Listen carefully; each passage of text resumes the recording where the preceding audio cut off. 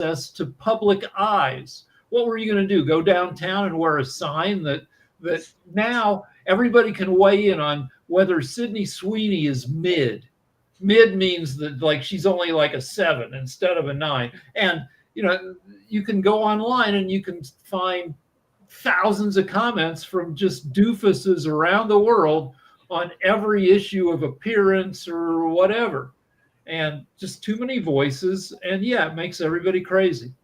Well, speaking of making everybody crazy, and I'm going to go down that path that Jacoby was teasing me about being an old man and everything like that. But apparently there's all these words that are AI generated, and this is an interesting article as well. They said spam, which I know what spam is, fluff, clickbait, and yes, I do know what clickbait is, journalism, journalism, not journalism, journalism, kitsch, and slop. These are all ways to describe mass-produced, low-quality content. So I see a lot of that when I'm watching TikTok, and yes, I do watch TikTok on a regular basis. The latter term is reserved for the newest variety, which comes from artificial intelligence. So apparently we've come up with these terms for bad AI and bad technology. So one problem is that this slop actually looks good. I saw a clip of cats people make cakes in the shape of cats, and then they cut the cake in front of a real cat, and the cat goes crazy seeing a cat cut in half. And it looks great, and I laughed. It's all AI. Not one clip of a cat getting cut in half and it all looks great, and we're monkeys for it. Speaking of slop and AI, and I'd love to hear Jacoby's thoughts around this and everything.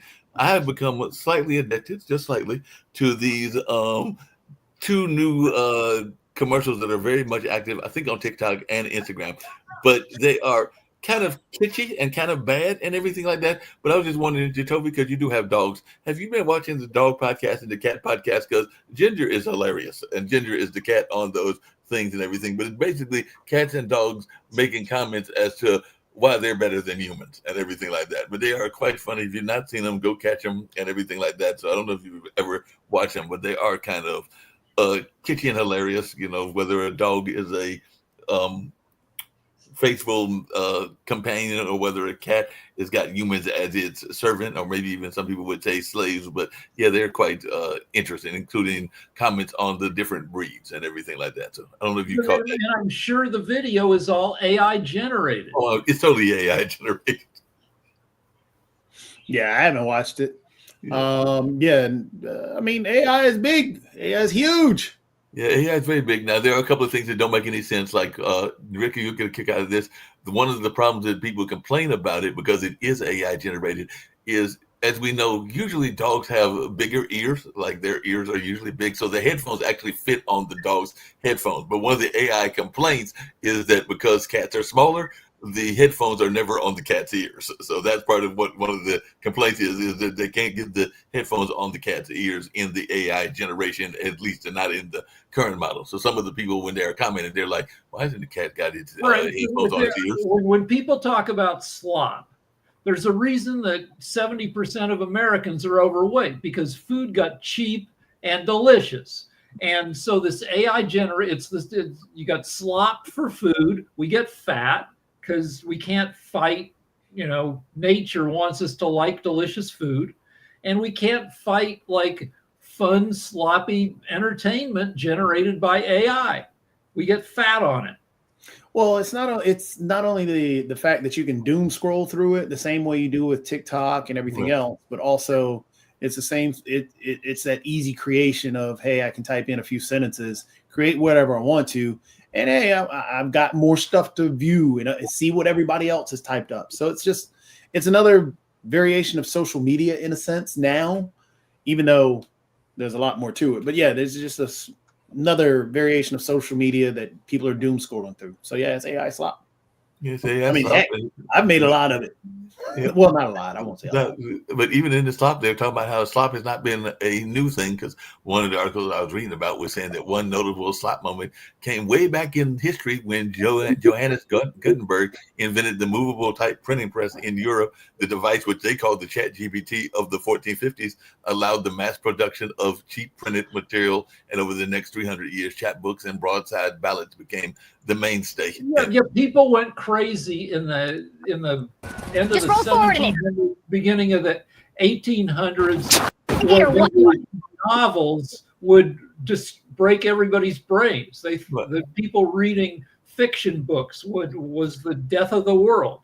So we'll learn to deal with this shit. Yeah, well, because they even gave another example of a slop generator of its time, because they were saying in the early 1700s, a growing reading, public, and coffeehouse network created steady demand for text, giving rise to what was then called Grub Street, the slop generator of its time. And the name belonged to a London area with printing shops, booksellers, and cheap lodging, where impoverished writers regularly churned out pamphlets, satires, political tracts, sensational stories, and hack journalism. So they were basically doing in a confined area what we're now doing all over the web and everything like that. So it was a more confined version. But they said that from Grub Street came Daniel Defoe, Eliza Haywood, and Jonathan Swift, who all wrote for that Virgin and Market. So it's not something new. It's been going on for a while. We're just doing it in a new form and format. Hey, Chris, what's your take on all of this? Chris, you're on mute. Well, while you guys have been talking AI, I've been doing some data stuff because that's what I do, right? So I want to go back for a second, just for a brief second, about Sydney Sweeney. Mm-hmm. So I did just a quick Google Trends, and Sydney Sweeney. In fact, I have it on my screen, but it's really sad. It's a sad situation because basically what it shows is that Sydney Sweeney has had more interest over time in Google than the Ukraine-Russian war. I mean, this is really a sad statement about what the situation is. I mean, do you realize that Azerbaijan and Armenia currently have and have had since March of this year a peace treaty? Yet I can honestly ask, does anybody really know that? I mean, there's stuff that is out there that if the media doesn't cover it, and they did cover it during that time frame, of course they haven't covered it since. But it's if Sydney Sweeney is getting more take on Google than the Ukraine-Russian war. The Ukraine-Russian war is taking lives. It's still taking lives to this day. What do you hear about the Ukraine-Russian war? I mean, is it headline? You know, the old "if it bleeds, it leads" thing. I haven't heard anything about the Ukraine-Russian war other than the Tomahawk missiles. Sasha, have you heard anything from your compatriots over there in Ukraine about the Ukraine-Russian war? What's going on? What the situation is? We have a regular show here on the network where we keep track of it. Yeah. I mean, I know, and that's good. That's good that we do that. But I mean, I don't see anything in the media. Nothing. I mean, Chris, I understand you asked me a question, right? Yes. Okay, can I answer? Yes, absolutely, please. Ukrainian-Russian war, it's the most geopolitical situation in the world. It can escalate to the world war. It can affect U.S. ability to conduct its foreign affairs anywhere from Venezuela to China to just name it, even Far East or Middle East or whatever, it doesn't matter. So this is how important it is. And you're saying that the media doesn't pay a lot of attention to that? Because media cannot make any money on it. They want to show you something that they can eyeballs, they can get clicks, they can get they cannot milk Ukrainian war on that. So you, as an intelligent person, have to know that. Therefore, your question is very misleading. It doesn't make any sense at all. Fair enough and everything like that. Hey, Chris, just really quickly. Just want to kind of tie into that though. The thing is, this is another thing that we can tie into. That we can tie into not only age as a cultural thing, but also that I don't know if the Google Trends mark is the way, or the market of the graph is the way to really tell what a huge priority set is. Because, for example, you can compare the Ukraine war to 6-7. Do you guys know what 6-7 is? Yep. Yeah. 6-7. Yep, I got it. My 5-year-old grandson had to explain it to me. 6-7 is higher than the Ukraine war. 6-7 is higher than Sydney Sweeney. So these things, these are just the blips in time. And guess who uses the internet more than old people or young people? So you're looking at more young people trends. Yeah. You're looking at more young people trends than the older atmosphere or the older crew. So I mean, it's just a cultural thing more so than anything, I think. I think you're right. Yeah, but just really quickly, because I had a question for you, Chris, because you served in the military, if I remember correctly, and everything like that. I know Sasha did as well, but apparently there's a new group of folks in the military. We were enemies.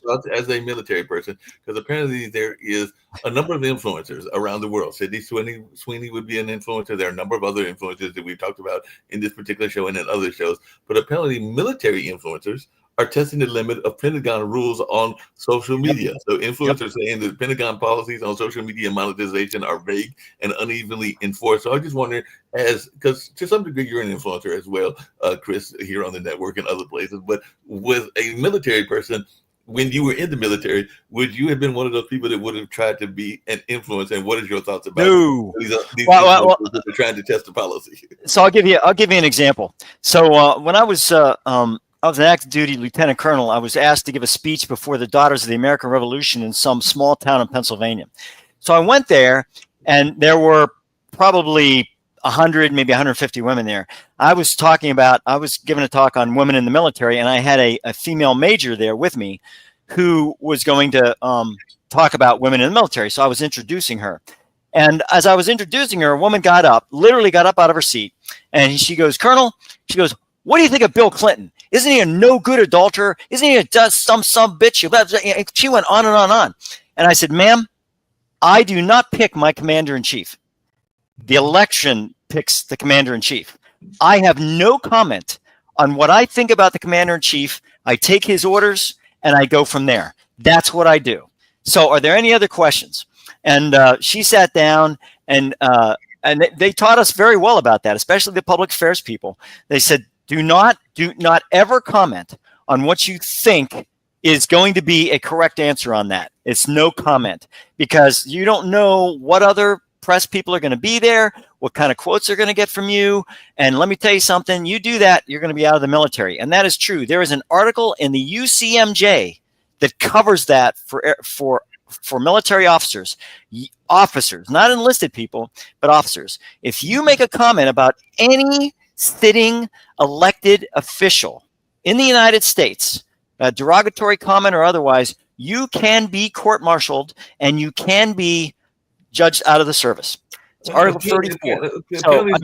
Apparently it's become much looser now, because they're saying that some, like Marine First Lieutenant Kagan Dunlett, have appeared at major events with people like Pete Hetches, Secretary and Vice President J.D. Vance. And apparently the Army had a program called the Creative Reserve Pilot Program, which tapped soldier influencers for help with recruiting and marketing. And they're saying that all military influencers, which we talk about here, regardless of followers count or content style, that's the thing that I'm saying, we talk regularly here on the media show, operate in a murky space between personal branding and military ethics, which is what you're getting to. So some share lighthearted or mundane glimpses of their daily military life, but others push boundaries with sexualized or irreverent posts. I'm sure some even make political posts and everything like that. So across the ranks, Pentagon's policies on social media are vague and unevenly enforced, leaving troops eager to grow their following, but wary of the consequences, according to an interview with 6 military influencers and public affairs officers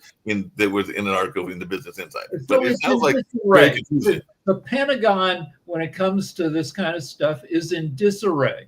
Hegseth is a Fox News commentator. He had a weekend show.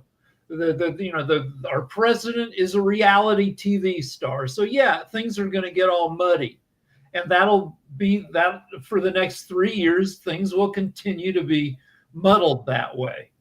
I'm sorry, I'm laughing because there was apparently like one of the bullet points, and there was a soldier that said he built a side hustle on his TikTok and Instagram. And Chris, I hate to tell you this, but he says it now is paying better than the Army. So the a lot more money as a TikTok and Instagram influencer than he was in his duties in the military and everything like that. So that was something I saw that was kind of humorous to some degree, because they're even saying that a lot of them get out of the Army right now, and one of them, according to this Army Colonel Chris Sullins, who oversees the Paul's Creative Reserve Program, got out of the Army and were making $70,000 a video. So that's per video, Yeah. not just per Yeah.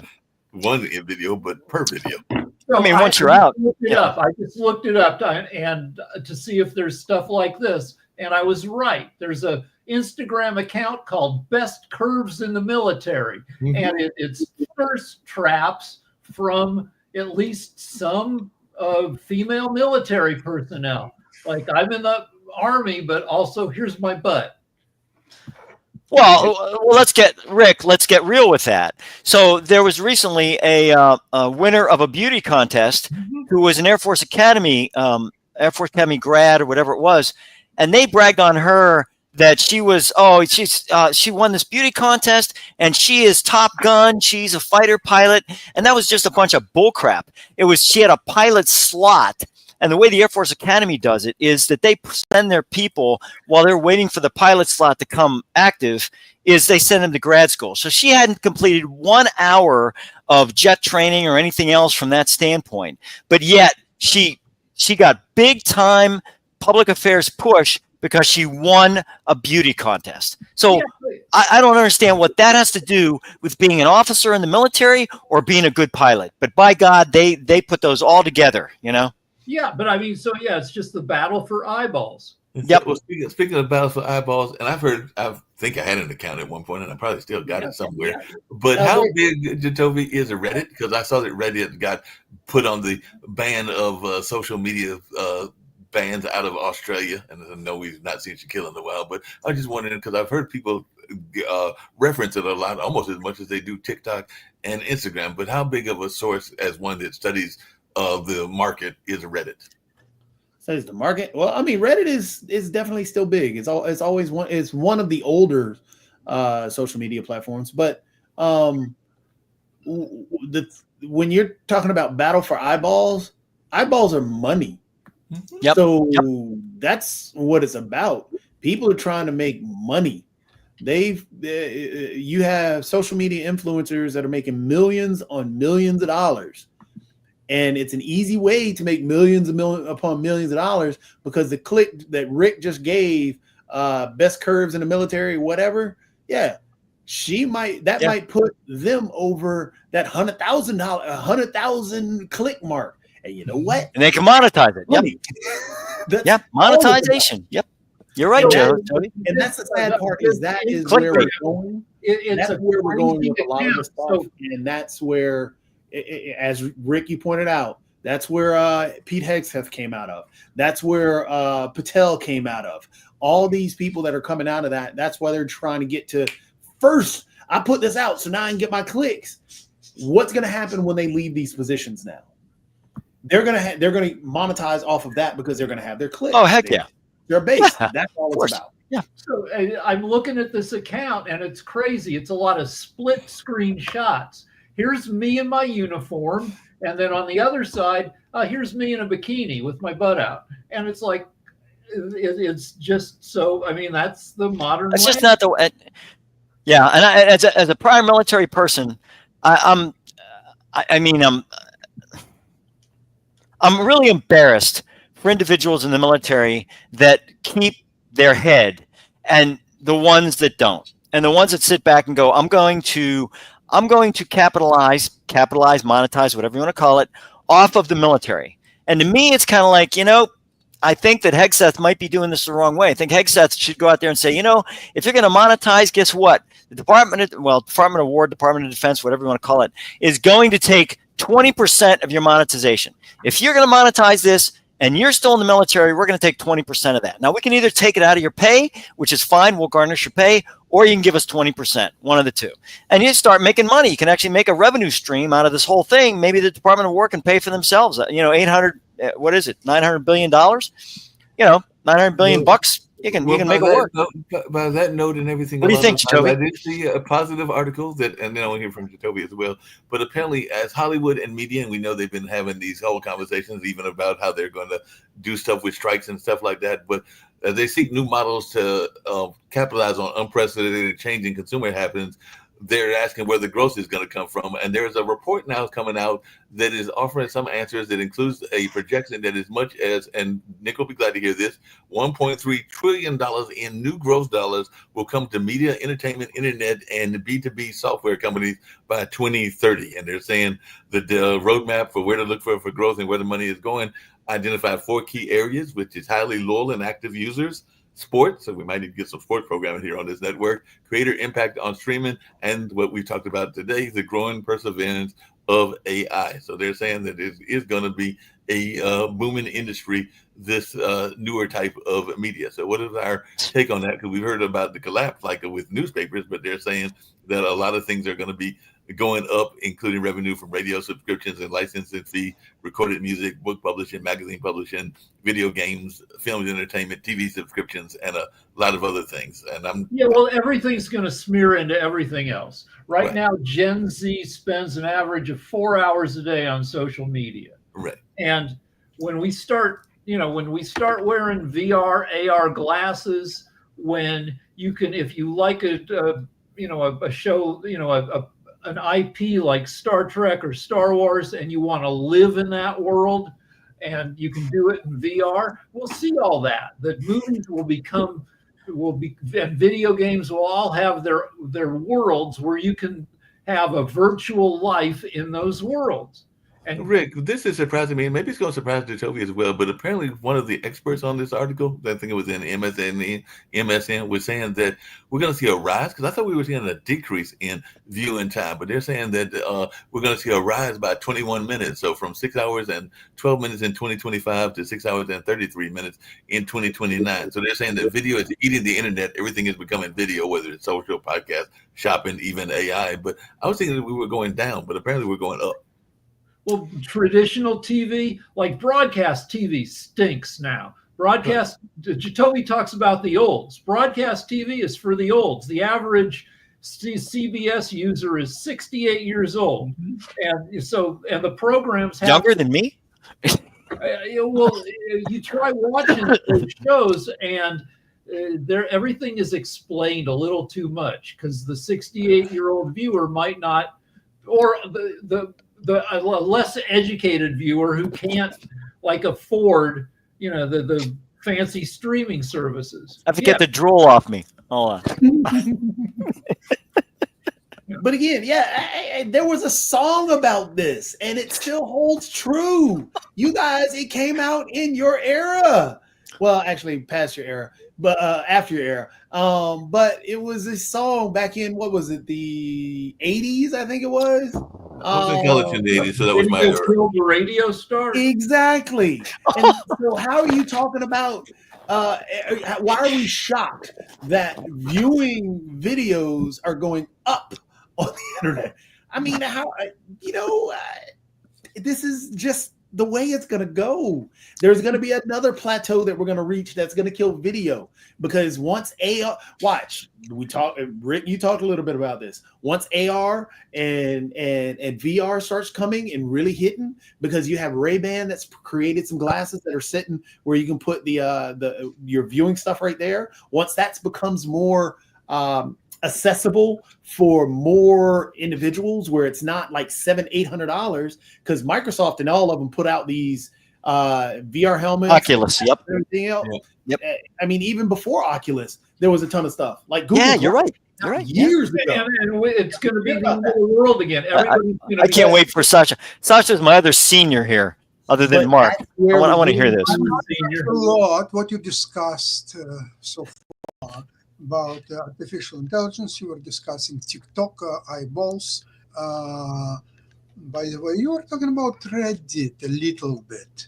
But I'm going to explain to you what's a huge difference is between Reddit and TikTok. So you're talking about eyeballs, and eyeballs create a lot of advertisers. So the money will fly from this pocket advertisers to those who run TikTok and so on. And it's great. How you can benefit from it? Why are you talking about the stuff that you cannot touch or smell or do anything about it? It's garbage. You build garbage on more garbage and even more garbage. Reddit stock today is up 6%. Reddit is a very serious audience where there is a lot of contributions and very high quality contributions from its audience. So you can learn something from Reddit. You can be entertained if you choose so. But I'm using Reddit to educate myself about the stock market events, about trends, about the stocks. And there are a lot of very highly qualified people who participate in the discussions there. So now maybe they don't have so many eyeballs as the TikTok has. But trust me, it's the same if you will compare Rolls-Royce to some kind of Chevrolet vehicle. This is comparison between Reddit and your Chevrolet so-called TikTok. This is what I wanted to mention. I wanted to chime in on this AI thing, especially that. And Rick, you mentioned I think it was a couple of weeks ago about drones and AI and drones, those types of things. I'm going to tell you right now that I think Ukraine, going back to Ukraine for a second, and going back to Reddit and TikTok and the rest of this stuff, is that the drone wars that are coming, I think that what's happened is that we've sat back and we're sitting back with the Department of War spending billions, literally billions of dollars on each jet, the F-35 specifically. And the Ukrainians are putting together these drone swarms, and these things are really, really destructive. I mean, I don't think I've ever seen anything as destructive since the Katyusha rockets from World War II that the Soviets used. And these Katyusha rockets were just terrorist weapons, but they were just, I mean, they blew the Germans out of the water because there were so many of them that just came down on top of them, and they were scared the hell about those things. And I think using AI with drones to have drone swarms be able to do what they need to do is going to really, really blow war plans out of the water. I think it's going to be. How much did you say an F-35 costs? I think it's 1.2 billion. I think it's what it is per. You're spending $1 billion on a plane, and one reason it's so expensive is it has to have a human in it. So you need all these safety systems. You have to have. That's true. That's true. Yeah. So if you lose the human, you lose 95% of the cost. Yes. Anyway, speaking about F-35, Canada has evaluated its policy about buying the military planes, and they are touring up to Sweden. Saab produced a plane by the name Gripen, which cost a fraction of F-35 and almost as functional as F-35.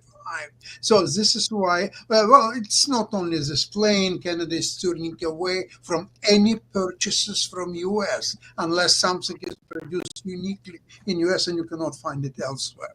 But if you can, you buy, you even pay more money to buy stuff elsewhere, but not in U.S. This is Canadian policy. It's been spelled out. We've done the budget a couple of days ago, new budget, and it's all there. Now, speaking about front lines drones, you know what's happening on the front lines in Ukraine? Russians are trying to infiltrate. They cannot take a territory from Ukrainians. So they're sending 2 or 3 people. They're hiding and they're getting somewhere. And they are waiting until Russian help will come. The problem only is they cannot get out to buy food or going, even if you're driving a car, you want to make a pee, you get out of the car, you'll be killed immediately by a drone which is watching as a hawk for your car, and the soon you leave it, you're killed. So this is a drone war, what's happening on the front lines, and this is why Russians cannot progress. They have 10 times as many more military men under their command than Ukrainians, but it doesn't help them. You have more men, you will lose more men. That's all what it means. They are continuing their meat attacks. When they send 100 people, Ukrainians killed 98, 2 people are coming back, get 98 more people, and another attack. And they have 5, 6 attacks a day. So this is why sometimes people surprised why Ukrainians defending places like Prokofsk. Yeah, why they need it, Why? Because they're killing Russians in proportion 10-1. This why they are holding these places. Understand? Yeah, so nobody has made a war movie with modern drone warfare yet. Though there's a movie on HBO right now called Warfare, which shows how a battle was fought maybe 15 years ago with aerial surveillance, which gives you a little flavor of how, the troops are at the mercy of tech. And it's even more so now. So this is, and I guess the point to jump back to the cultural divide in terms of, and it's not an ageism thing, it's just a different view perspective. So how you're talking about there's not been a war movie. There has been some that have been dealing with, from shows like Black Mirror we've talked about before to, other movies that are out there. There was one with Tom Cruise, and I can't think of the name of it right now, like Day After Tomorrow or something. Right. Yeah. Great movie. And but a made up movie. But everything's going to be made up. But one thing that I think where gamers come into play, and this is where the whole gamer world is, all these things that we're talking about, these are things that are in games. These are things that these individuals are having to deal with. When you're talking about the drone wars, there's a game that just came out that Ark Raiders, which is a brand new game, just hit. And it's an extraction game. It's a post-apocalyptic setup where you're living basically in caves beneath, because what's taken over? These drones you're talking about. That AI technology, how it's supposed to chase after you and go after whomever. You're trying to extract people from the top level and protect and bring them back down to safety, because they're trapped in an area where these drones are attacking. And what you're talking about, though, Chris, with the AI technology, that's all this is. And you have to think about how the self-learning comes into play. That's right.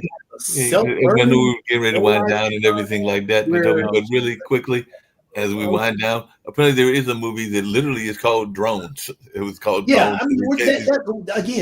There are movies. It just came out, I think it's supposed to be released this year.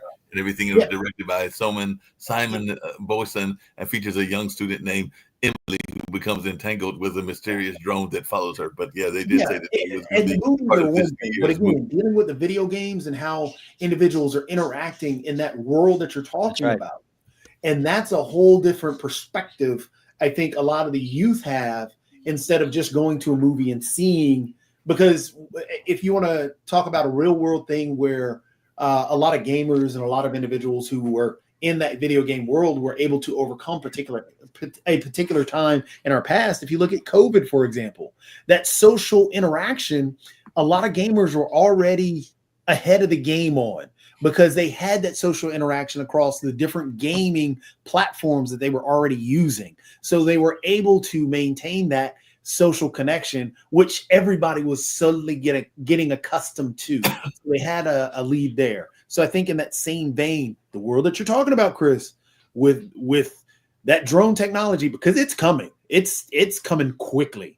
Hey, just really quickly, because I just thought I'd have fun with it, and we can go a few minutes over. But I typed in drone films, and I came up with quite a few, including Back to the Future Part 2 that has drone videotaping, Babylon AD that has an aerial drone attack, Blade Runner 2049 that has a flying car drone, Blair Witch, the new Blair Witch, that has a drone-mounted camera, Body of Lies, which has drone surveillance, and Captain America, the Winter Soldier, apparently has a drone, as does The Chamber and Chappie and Eye in the Sky. And I'm sure that I could keep going and find Terminator, The Matrix, and all the other ones.